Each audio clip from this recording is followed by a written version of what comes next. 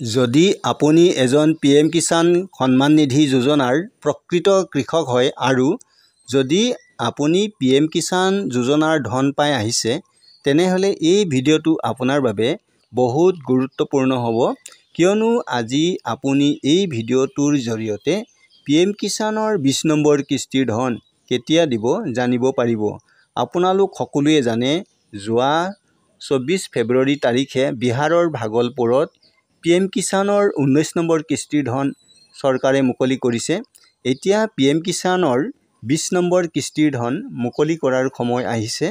কেন্দ্ৰ চৰকাৰৰ কৃষি বিভাগৰ কৃষক মন্ত্ৰালয়ৰ এক বিশেষ সূত্ৰৰ পৰা পোৱা খবৰ অনুসৰি PM কিষাণ যোজনাৰ 20 নম্বৰ কিস্তিৰ ধন অহা জুন মাহৰ 20ৰ পৰা 25 তাৰিখৰ ভিতৰত দিব বুলি জানিব পাৰিছো।